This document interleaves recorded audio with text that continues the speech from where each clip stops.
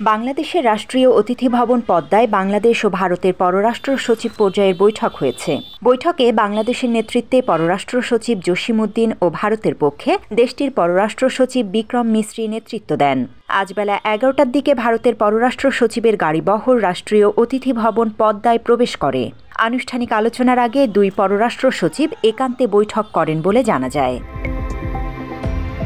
এটি শেখ হাসিনা সরকারের পতনের পর বাংলাদেশ ভারত দুই দেশের মধ্যে উচ্চ পর্যায়ের কর্মকর্তাদের প্রথম বৈঠক এবং ভারতের পররাষ্ট্র সচিব হিসেবে বিক্রম মিশ্রির প্রথম বাংলাদেশ সফর।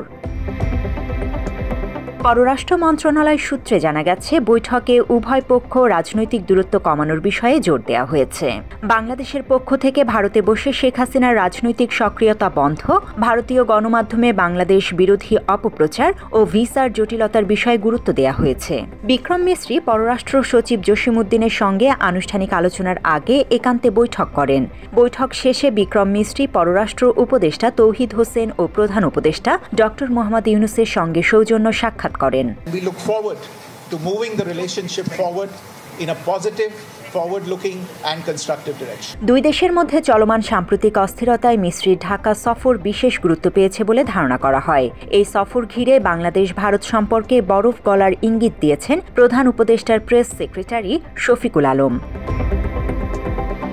ভারতের পররাষ্ট্র সচিবের সঙ্গে বৈঠকে সরকারের অগ্রাধিকারের বিষয়ে জানতে চাইলে প্রেস সচিব বলেন, ভারত বাংলাদেশের প্রতিবেশী, তাদের সঙ্গে ভাষাগত, ইতিহাস ও সংস্কৃতির যোগাযোগ রয়েছে। অভিন্ন অনেক নদী রয়েছে। ভারতের সঙ্গে বাংলাদেশের পারস্পরিক স্বার্থ সংশ্লিষ্টতার বিষয় রয়েছে। প্রতিটি বিষয় গুরুত্ব পেয়েছে আলোচনায়।